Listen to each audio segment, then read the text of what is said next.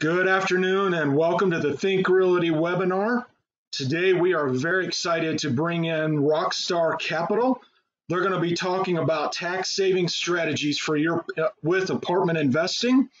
As a reminder, type out your questions in the question box throughout the presentation. And in the end, they'll address as many questions as they can get to.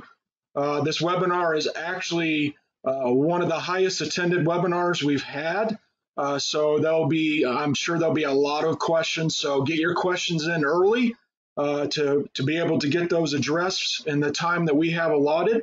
Our moderator today is Sam Morris. He is the CIO of Rockstar Capital, and we would like to welcome him in. Welcome, Sam. Hey, thanks, Rodney. Really appreciate it. Yeah, so as Rodney mentioned, my name is Sam Morris. I am the Chief Investment Officer at Rockstar Capital. I am also the asset manager for our almost 4,000 units that we have in apartments, mainly the Houston area with a couple of our properties also in South Texas.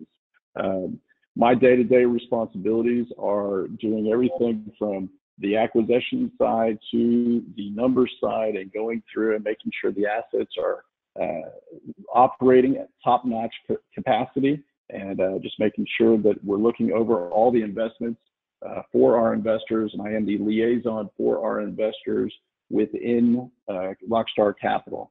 I'm also joined today with Roger Hobbs, who is our cost segregation specialist from O'Connor & Associates, Paul Grossbart, who is our CPA, and Robert Martinez, our CEO. But I want to let each of them introduce themselves to you. Roger, why don't you go ahead and introduce yourself to everybody and let them know a little bit about what you do.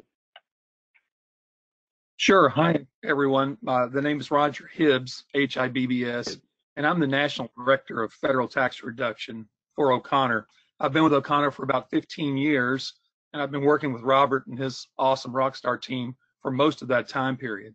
Prior to that, I was in multifamily property management and construction for more than 15 years, so I have a total of over 30 years in commercial real estate.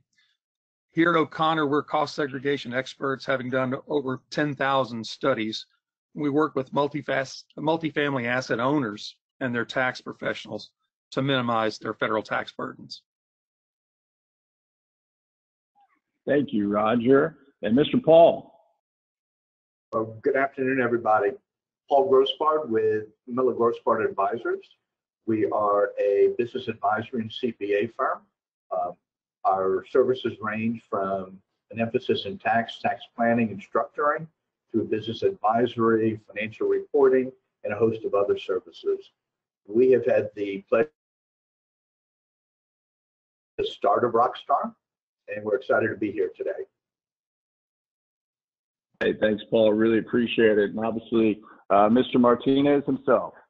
Yes. Hey, everybody. Thanks for joining me. This is Robert Martinez. I'm CEO and founder of Rockstar Capital Management. Rockstar Capital was founded in 2011, and we just bought one deal a year for a little while. And now we have 21 assets, 3,762 units across Texas. We're one of the largest, we're one of the most award-winning property management companies with 17 city, state, and national apartment association awards since 2011. And I'm the country's only two-time national independent owner of the year. And I save a boatload of taxes because of the gentlemen that are on this call. So the purpose of this presentation is to give you guys an opportunity to benefit from investing in apartments the way we have. I think you're really in for a great treat. These are the guys that have helped Rockstar Capital become the name that it is today. Yeah, I appreciate that, Robert. And so one of the things that we're trying to do today with this webinar is we really want to educate everybody on some of the aspects that are used by operators to accelerate depreciation associated with the purchases of their real estate. And we also want to be able to touch on some of the benefits that actually could apply to some of the investors that are in on these deals. And with that, I just kind of want to start it out with a general question, which is why apartments? And I really want to ask it to everybody. So why apartments versus, stocks or oil and gas or other investments that are out there, and just hear what everybody has to say on this panel of, why they feel apartments is one of those advantageous areas. Sure, absolutely. For me, there's just a comfort level in real estate versus other investments like the stock market. When you invest in real estate, you're buying a piece of a tangible asset. And I feel like you have a little bit more control with real estate. It's a more familiar asset to all of us than stocks and other things. And another plus is potential cash flow. Real estate really isn't a liquid investment, but in many cases, real estate can provide a reliable passive income stream versus the more typical stock investment that must be sold if you're going to generate any cash. And traditionally, real estate's been a wonderful hedge against inflation and tends to be just more stable in terms of market and economic fluctuations. Excellent, excellent. Hey, Paul, I'd love to know what you have to say on this too. Well, I agree with really just about everything that Roger said. You know, additionally, in any portfolio, you want to have a mix of assets. And as we have certainly seen in the last 30 days, what was once a roaring stock market and kind of came to a screeching halt and a significant drop. Hedge against more volatile securities. For me, owning real estate in my portfolio allows me to reduce my risk exposure because in almost every case, your asset will never go to zero. So it's a hard asset. It's a tangible asset that will always have some value. And as we have seen, especially in the Houston and the Texas markets, we're really benefiting from a lot of growth. And multifamily housing is a great way to take advantage of that growth without having to do a significant follow-up investment like you do in commercial property once you have bought a property. Excellent. All great points. Really appreciate that, Paul. Robert, obviously, we want to hear your point of view on this too, and kind of give a little bit more of the backstory. And what was it that made you choose apartments versus going all the other directions that you had the capability of choosing? You know, for me, I think education is everything.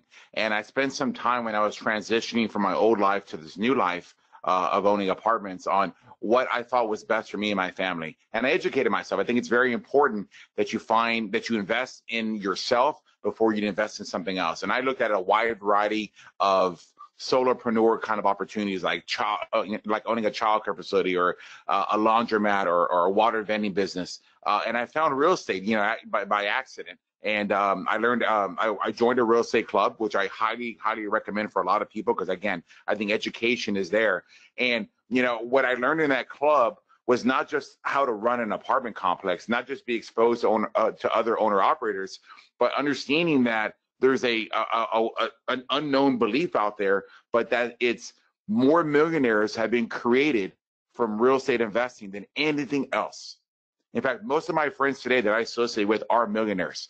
And they're millionaires because they have one thing that they all share in common, and that's real estate investing. They specifically in the apartment investing, they've done very, very well. You get quarterly dividends or distributions. You get appreciation of the property once you start to add your business plan and increase the value. And as you're making all this money, you've got to be able to protect it. You've got to be able to keep the profits. It's not about what you make. It's about what you keep. And thankfully, I've known Roger Hibbs and I've known Paul Grospart for almost the entire time that I've had a real estate career. And without those two individuals, you know, I would definitely have had to pay more in taxes and really not been able to provide the best life I could for my family. I'm almost embarrassed to say, but I actually got a stimulus check. You know, and I got a stimulus check because of the advantages and the laws that are in there for real estate investors. So thank you to Paul for allowing that. Thank you to Roger for allowing us to have the cost segregation study, which I know you're going to discuss a little bit later. But there's so many ways to make money in real estate. If you just find the right way and then find the right professionals to help you keep it, I think it will change your family tree. Yeah, absolutely. Great points, everybody. You know, you touched on a few things too, Robert, right there, where you were talking about the appreciation of the assets and about it's not about necessarily. And there are several things in regards to the laws, in particular the tax laws that are out there And this is a question I'm going to actually have for Paul, our resident CPA here, to talk a little bit about bonus depreciation. What are those terms that you hear out there and what that means? Because that was one of the things that you and I had talked about as being one of those advantages to investing in apartments. And so, Paul, if you don't mind, can you kind of give us the overview of what is bonus depreciation? Certainly, Sam, thank you.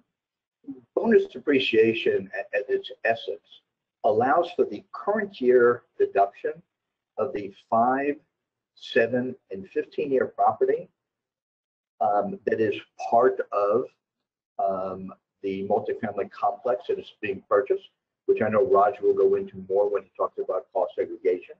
So instead of depreciating that property over the respective lives, in the year of purchase, you can deduct the cost of those components of the real estate property that was purchased. I know, as I said, Roger will go into more detail on this as to what are the specific assets in those 5, 7, and 15-year class lives that do qualify. But this is a huge opportunity for one really large single-year deduction from multifamily. Wow, really impressive. And so really what I want to do is I want to open this up now to Roger to try to explain some of these things of what you talk about when you said, what is a cost segregation study, and how that ties into that definition that you were just talking about. And I'm actually going to turn this over to Roger here. I'm going to give him control. So I know he's got some example stuff to show us, and he can put it up. And Roger, that's my question is, what is a cost segregation study, and how does that tie into that bonus depreciation formula that Paul just told us about?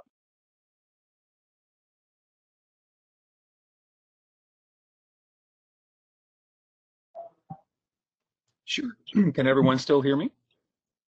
Yes. Okay, great. The essence of cost segregation is basically what Paul just said. We typically, everyone knows what depreciation in general is. And when you have a multifamily asset, you depreciate straight line over 20. Segregation, the IRS allows us to come in and parcel out sections of that property, that asset, into 5-year, 7-year, and 15-year depreciable life pieces, and we can accelerate the depreciation on those by using a slightly different methodology.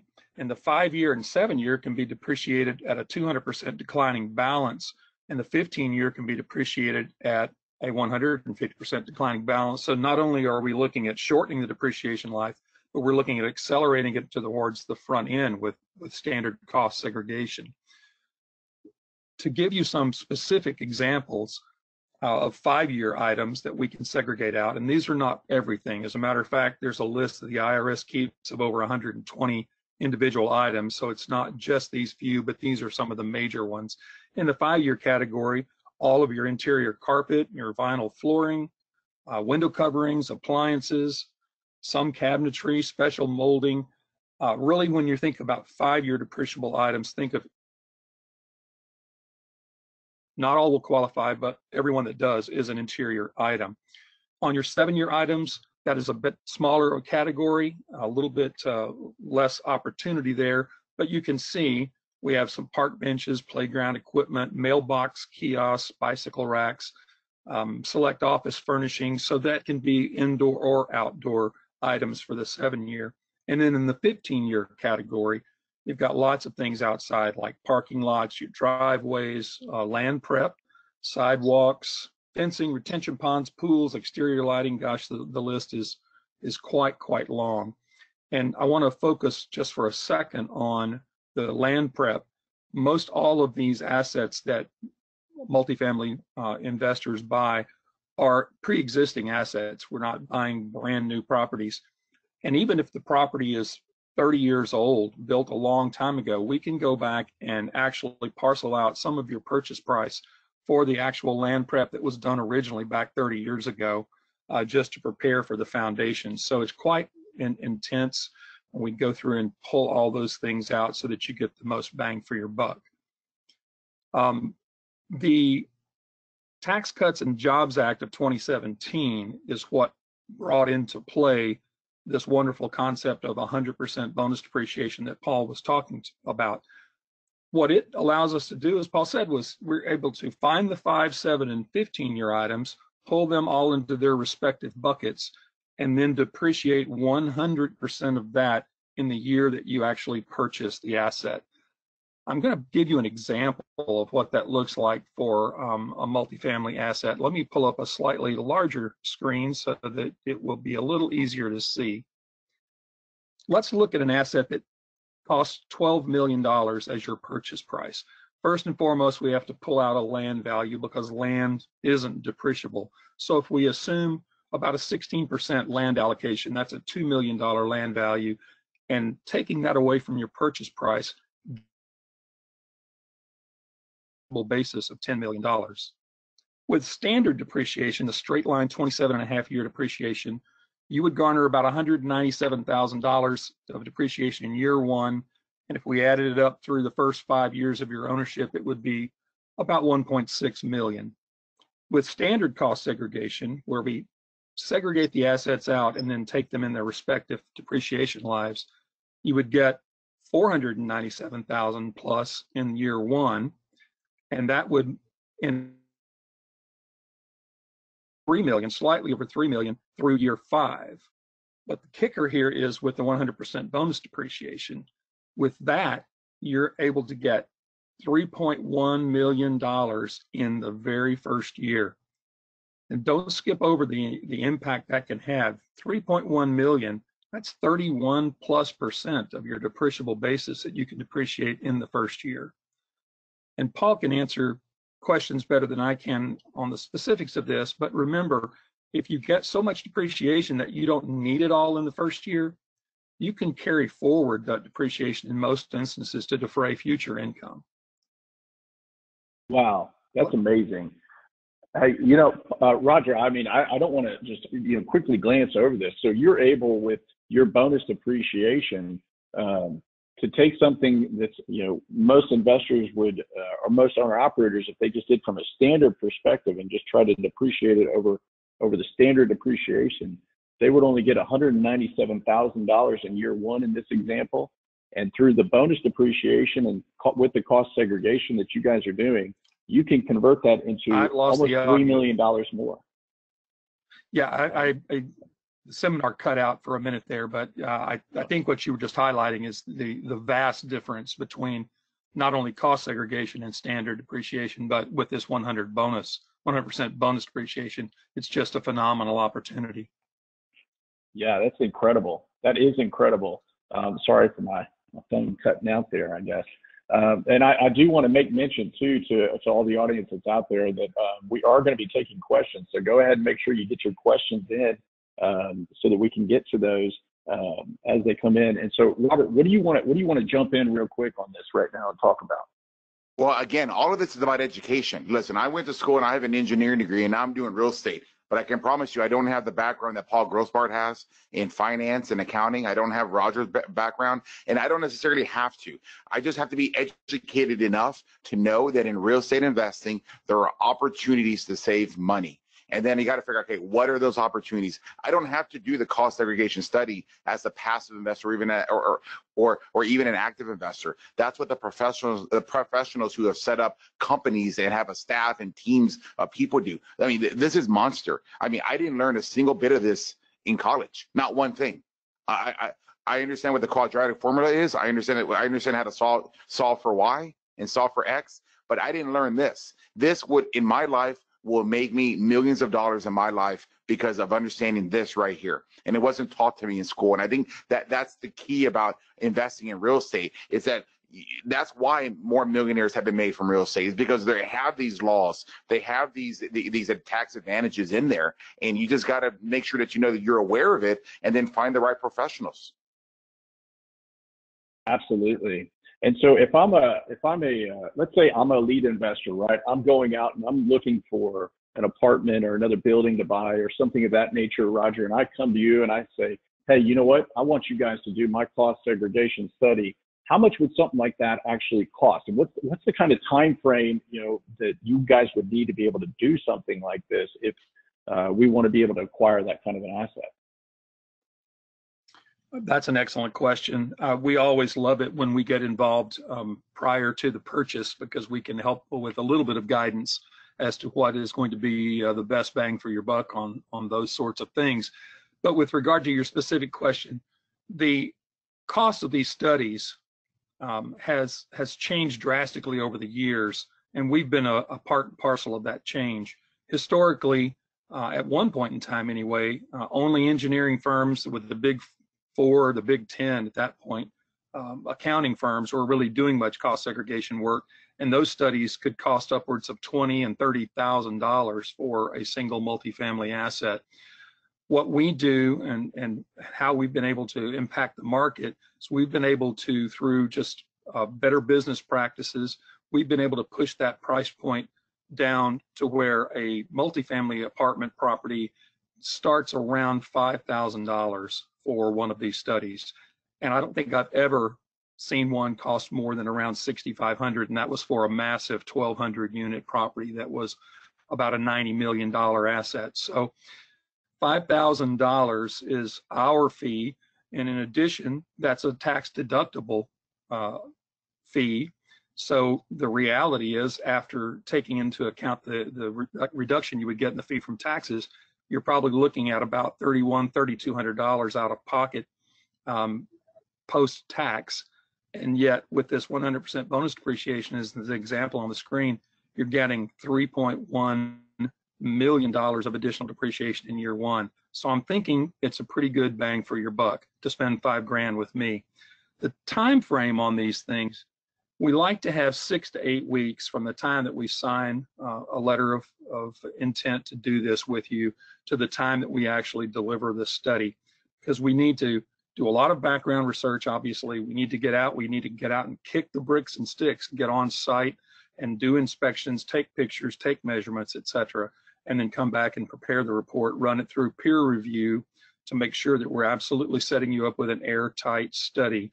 Because one of the things that we choose to do with our firm anyway is we offer a warranty of the study at no additional charge. It's included in your $5,000 study fee. And that warranty says that if you ever, while you own this asset, if you ever get asked questions by the IRS for whatever reason, and they have any questions about this cost segregation study, we will talk directly with the IRS. We will defend that study at no additional fee to you, our client. We're that confident in our ability to do the right thing. As I said, we've done over 10,000 studies, and we've had, to date, 13 instances where the IRS has had questions, so 13 out of more than 10,000. And in those instances, we've never had to change a single line item of any of our findings after interfacing with the IRS and answering their questions. So 6 to 8 weeks is a typical turnaround time. There can be times when it can be less. There can be times when it can be a little bit longer if demand is huge, and starting out around $5,000 for the actual cost. Hey, Sam, I'd like to jump in there. As I've done now 21 plus renovations, right? Obviously, I plan the renovation with the ROI in mind. I'm going to change out the air conditions because I want to get efficiency for us as the investor, because we're gonna try to flat rate that bill back, and we're going to try to save on the savings. I'm going to put in a variety of other renovation items like new roofs or siding or windows to see the ROI, but also more importantly to get the resident to renew. This is just another benefit though of the ROI on a renovation. I mean, this is crazy. You have a $12 million asset price, but you're talking about being able to see, $3 million plus of depreciation in 1 year. Paul, I don't mean to put you on the spot, but if you had a $100,000 investor in there, am I understanding this right? What would his, and I mean rule of thumb, you don't have to give me an exact number, how much could he see back in depreciable losses in that first year as a result of the bonus depreciation? Yeah, obviously it depends what percentage of the deal that they have, but depending on operations, you could be getting a pass-through deduction of $50,000 to $70,000 on a $100,000 investment. $100,000 $100,000 investment.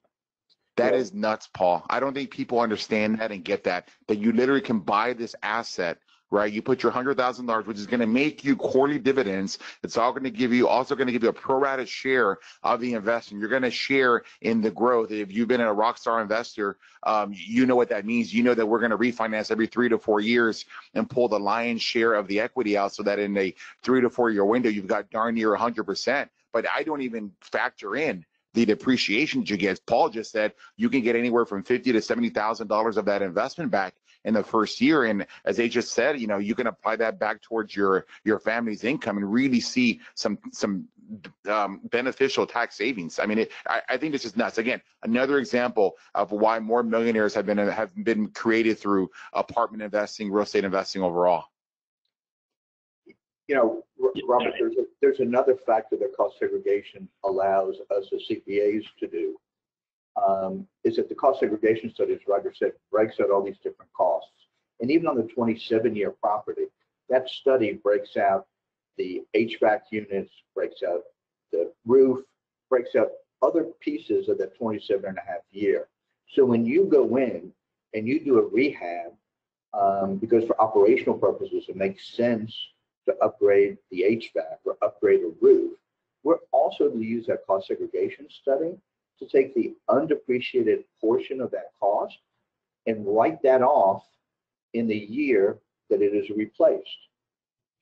So even though it's 27.5 years and depreciated over 27.5 years, to the extent that property is being disposed of and being replaced, we can also take a deduction for that cost. Incredible.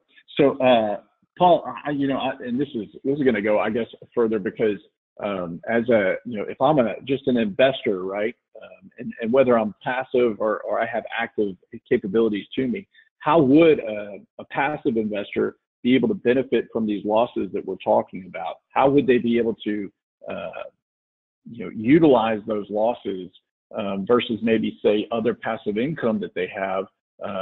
Or if they are able to qualify under those specific parameters that you had talked about.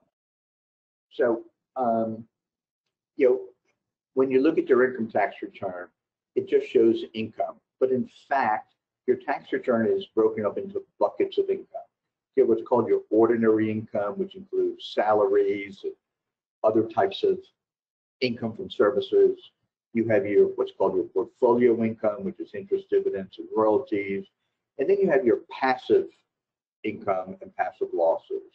And if I'm an investor, just an investor in real estate, so if I'm in 1 or 2 or 3 of the different Rockstar properties, those losses are considered passive losses. Now, I can deduct passive losses to the extent that I have other passive income.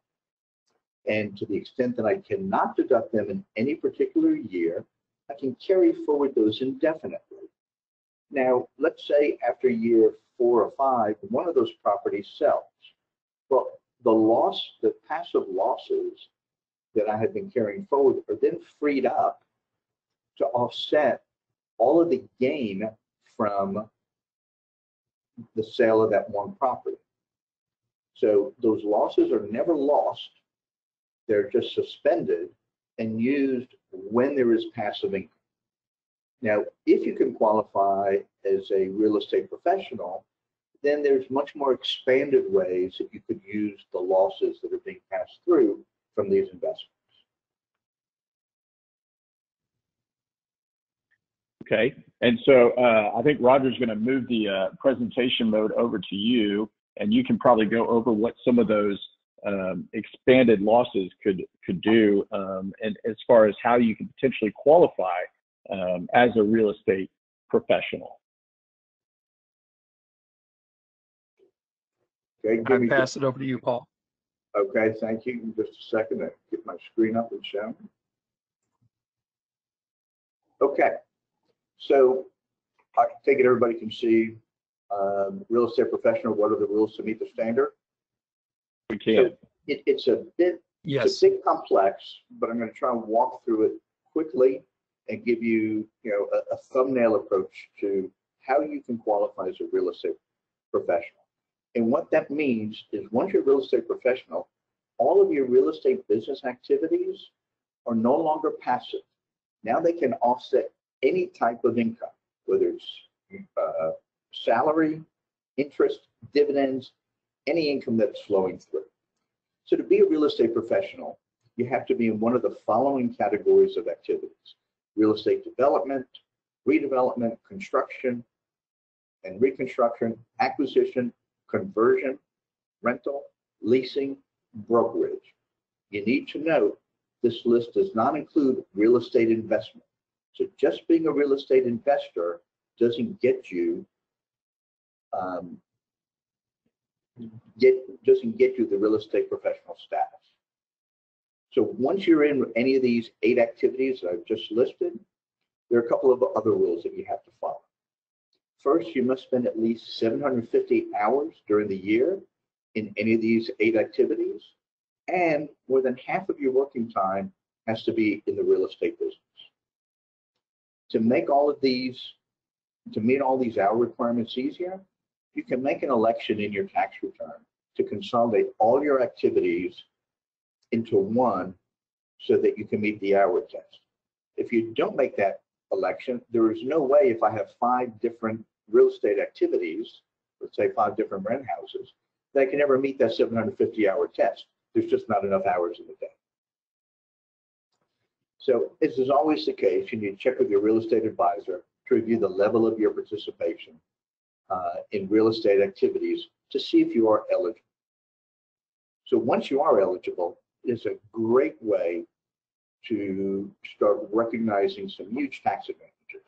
So let's walk through a very quick example. My wife is a litigation attorney with a big Houston law firm and makes big salary.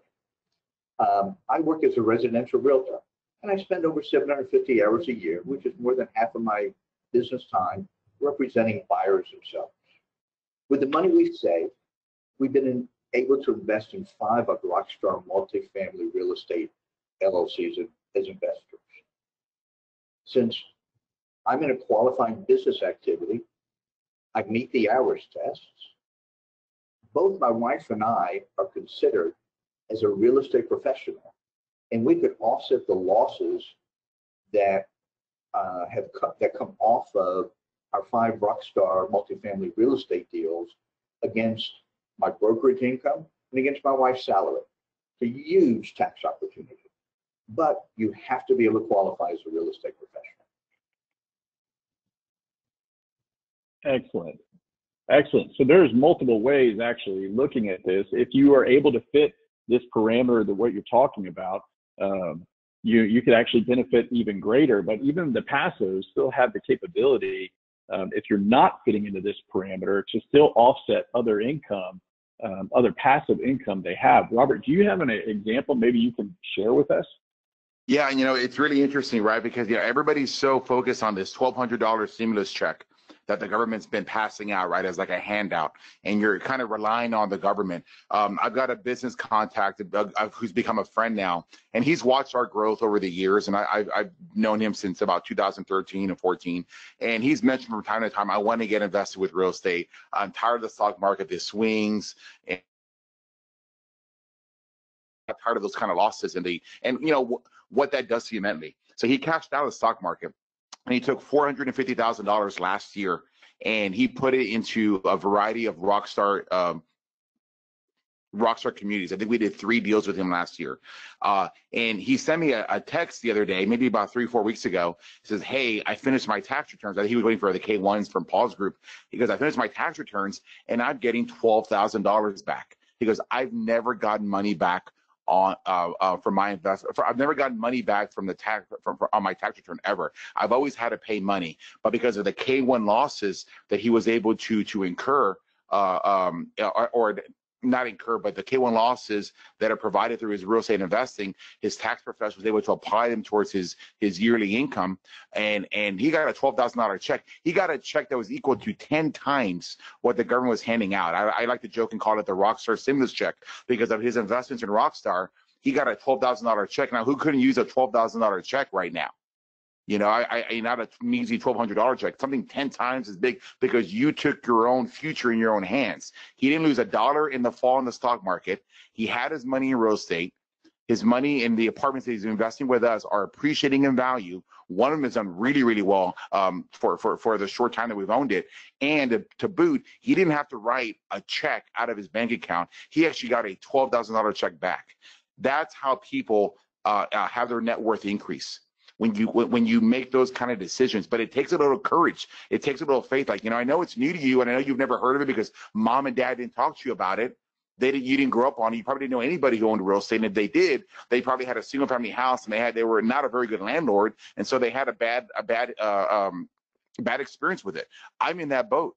I didn't know anything about real estate until I got educated and I went to my first class. And even when I was doing my first renovation project, I didn't know about the cost segregation study until well after that. There's just so many ways to make money through real estate investing. You just got to get involved and you got to get educated a little bit. And I'm really happy for my friend there because, again, he wasn't in tears, but you could tell through the text message he was overjoyed. He had never seen that kind of situation where he didn't have to write a big, you know, instead he got back a 5-figure refund as a result of his decision to invest in apartments. Yeah, and see, that's one of the amazing things, that there are actually so many different ways that as real estate investors and real estate operators that we can actually make money.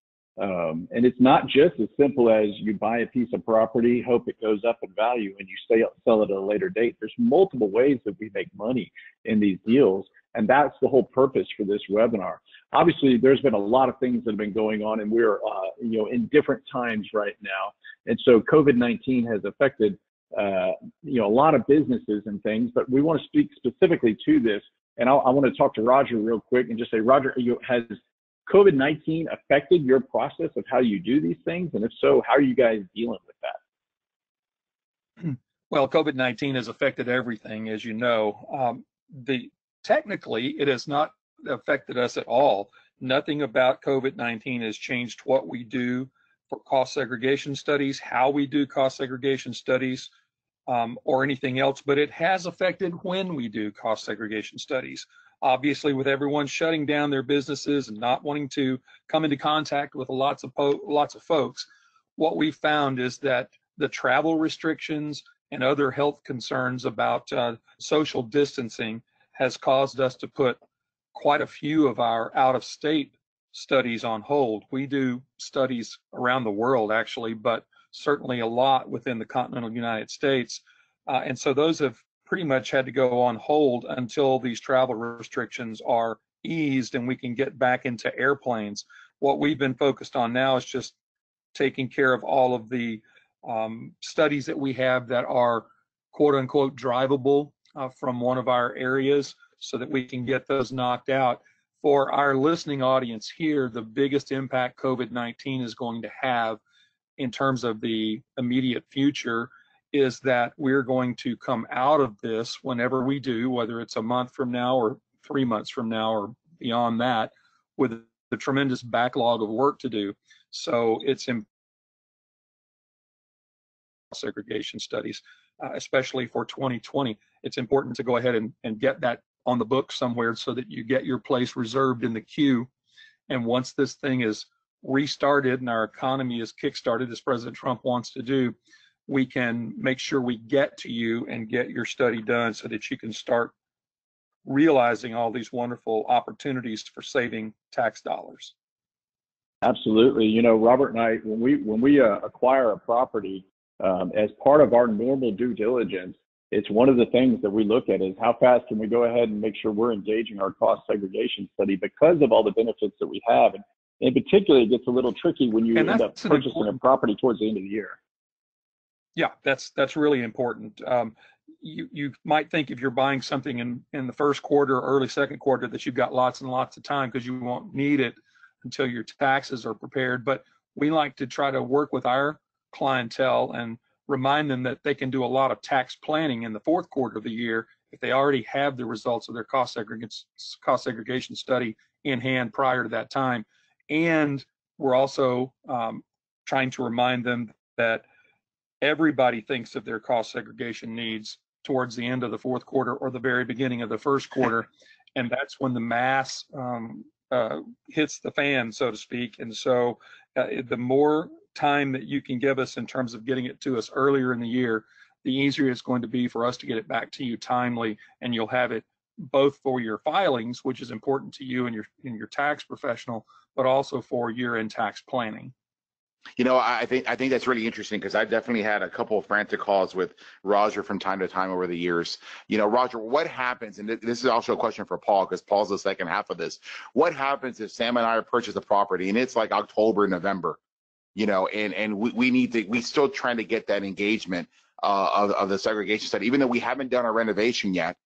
We're still kind of putting together our plan. How are you able to get that done? And does it go into the next year? And then the second part for Paul, when do you need that cost seg study? And can you record those results in the second year of ownership, or does it have to be year one? What happens in that case?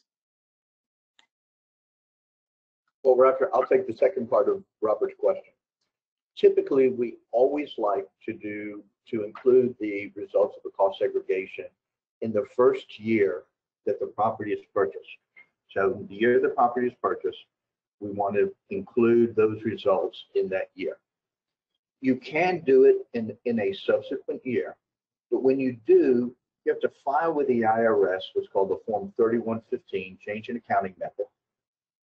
And you are in effect putting the IRS on notice that IRS, I'm doing cost segregation study and I'm taking all these great tax benefits. So from our perspective, I don't want the IRS to look at your tax returns. I want to get it in with the least scrutiny as possible. I want to give them one shot to look at the tax return, not a second shot. So we always try and get the cost segregation study recorded and the benefits flow through to the investors in the year that the property is purchased. Now, if you do renovations in a later year, and Roger comes in and does a cost seg on those renovations, that doesn't affect it, because that is just a cost segregation on new property that was placed into service in that subsequent year. So it doesn't trigger any additional filings and notifications to the IRS. Paul, I agree with that 100%. It's always better, for all the reasons you stated, to get the cost segregation done before you file on the property for the very first time. The IRS does allow, as Paul said, they do allow what's called look back studies that will allow you to go back and catch up that depreciation that you missed out on. But you do have to file that 3115. And as Paul said, that gives them a second look at you. Plus, it just costs money to file a 3115. There's no charge from the IRS. But I don't think Paul's going to do it for free out of the goodness of his heart. So it's a situation where it's just much cleaner to come in and do it in the year that you bought it, or before you file those taxes on the year that you bought it. You know, I want to jump in and add one more thing. You know, it's interesting, right? Because there's a great expression that, you know, when you're making money in your sleep is when you know you're doing well. But, you know, as you mentioned, Sam, I mean, this C-19 is pretty impressive, right? It is what it's done to the rest of the world. If you're making money through C-19, you got a pretty good business too, you know. And I look to see who's making money during C-19, you know. And fortunately, real estate, and specifically apartments, are. Because you have to, it's one of the basic necessities of life. You got to have food. You got to have air to breathe. Some people would say you got to have guns and ammo, but it means nothing if you don't have four walls around you to protect you. And I think that's one of the I guess the benefits again of investing in apartments is that, you know, you have a product that is in demand. I thought oil was almost recession proof, and apparently it is not. You know, you saw minus 35 oil the other day, you know, and it is clearly not recession proof. Restaurants are not recession proof. And Sam and I were having a conversation earlier, like, what is it going to take for retailers and restaurants to bounce back? Will it come back in 6 months? Will it come back in a year? When is the fear going to go away? But with apartments, you got to have a place to sleep. You got to have a place to store your food and your ammo and your water and what have you, right? You got to have it. It's a necessity of life. And until they find a better way to, you know, exist in a different existence, you know, you're going to need those apartments. And it's not, you know, you're not going to have your ups. You're going to have your ups and downs for sure. But people need your product. And I've learned that from apartment investing, is that it's a necessary, if not one of the ultimate commodities that you got to have. You got to have food, you got to have water, and you got to have a place to sleep. Absolutely. And, with all the things that are going on in the world right now, this is one of those things that is controllable, and we talk about this all the time too, Robert. We're going to control those things that you can control. And this is one of those things that we do from the very beginning. And so whether you're an owner operator yourself or trying to get into this business, this is one of those things that you can control and you can actually utilize to make your business better. And if you're an investor, find somebody who's doing these types of things, who's taking care of and taking advantage of all those opportunities that are available to you up front. And the things that we can't control, but these are some of the things that we can. And obviously this is a unique topic because it's so different than what we're always taught, like what you said earlier. And so, what other things are you guys seeing out there that is controllable like this, that we could take advantage of, particularly in the tax realm?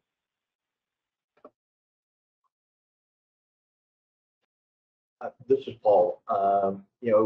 There's not that many opportunities out there that have the same, what I consider relatively low level of risk, again, because you're investing in hard assets and where you're going to get a tax benefit from. When I sell my property, the majority of my gain on that sale is going to be capital gains, which is at a 20, or if you're subject to the investment income tax of 23, almost 24% rate, which is still significantly lower than the ordinary income rate.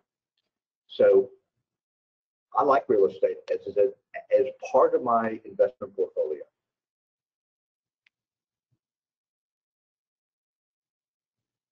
Sam, if you look at the list, right, of the richest billionaires in the world, you're going to see the tech giants, unless you're some sort of genius that created the next tech startup.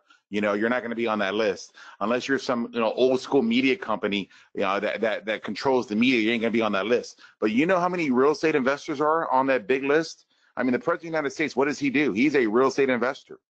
He's considered on that list. He's big, unless you're some big oil tycoon. Even then, I don't know if I want to be the sheik of some foreign country right now when oil minus 35, right? But real estate's been there. It has been there. It's been tried and true, and it's because you have to have it. You got to have those four walls. I think it's interesting because, Sam and I were talking about the big winners of this new economy, the big winners of the C19 environment. You got Amazon and you got Netflix, which, one of my mentors I like to follow, Gary Vaynerchuk, says that the new world will eat the old world. Netflix did it to Blockbuster. Amazon did it to Sears and Montgomery Ward and everybody else. They're doing it again. They're surviving. Right? They're surviving because I think I saw Netflix had 16 point something million new adopters. Those are late adopters. If you don't already have Netflix, you are a late adopter. Where did 16 million new subscribers come? Amazon, you just got used to ordering something from the comfort of your phone or your computer that you never even thought was there before. But what else is a big winner in this? Apartments. Because guess what? You got to sleep somewhere. And you're going to find a way to pay that bill. And in this case, the government recognized it. The government came up with special benefits for real estate investors. We were considered a essential provider because we control apartments. We control hundreds, thousands of families depend on us. We were allowed to keep working. We were also able to qualify for some of the small business loans out there. But more importantly, when those unemployment benefits came out there, when those stimulus checks came out there, they went to our residents. And even though they may be on some hard times right now, if they were in the service industry or in the retail industry, the government is still there taking care of them because they know they can't have 30 million people on the street. They got to have them in their apartment homes, in their homes in general. And so if anybody asks me who's one of the big winners, I think real estate's been a big winner for a long time. It's just gone and shown you how important it is. We're not one of the ones that's going to crash. Our values aren't going to go down overnight tomorrow like what happened in the stock market. You're going to see some stability and some holding power. And maybe we don't grow by 16 million new subscriptions, but I can tell you what, right now in the apartment world, renewals are in an all-time high right now. We are seeing renewals that we've never seen before because people are afraid and they don't want to move. And it's almost the old adage, the devil I know is better than the devil I don't know. They don't want to move somewhere else. But at the same time, we're also seeing new leases too because of the decisions we made 36 months ago to invest in online leasing capability. we're able to continue to lease. We've leased Sam, was it 168 gross leases since March 23rd when this really went into effect, when the sheltering order went into effect. We've netted out 150, and 70% of those came from online leasing capabilities. So people are still out there wanting to move. I was telling Sam, I don't think we're going to see that much of a balance sheet switch at the end of the year. I think our NOIs are going to hold because the name of the game is renewals, and people are renewing right now in record numbers for us, and we're gaining market share. We're gaining occupancy because of the capabilities that we have to increase leases and still move forward. Every single month this year, including April, occupancy has increased, and based on the leasing activity and the slowdown of move-out activity, we're going to see increases in May. Seen that as well. So you ever thought about investing in real estate? You ever thought about investing in apartments? That's just another reason. You save money, you make money, and you can withstand a C-19 global event. My gosh, I feel really strong right now that I made the right decision 13 years ago to walk away from my day job and pursue this. Wow, man, it's an incredible story, and I'd like to, everybody can see on the screen rockstarcapital.com. I'd like to invite everybody to be able to go and check out the company, check out what everybody's about. I do know Carl will be sending out more contact information from everybody that was on the webcast today, and we really appreciate everybody. Roger, really appreciate all the intel that you've given us and all the insight, and Paul, as always, solid advice that you give consistently. We really appreciate it. We're going to make sure everybody gets your contact information. So without further ado, I really appreciate it. Thank you, everybody, and we look forward to the next webcast. Yeah, thank you, Realty, for hosting this. I really appreciate it. And Paul Grossbard, man, I can't say enough. Roger, thank you so much. All very welcome. Thank you. Appreciate it, guys. Thank you, everybody. Stay well and stay healthy.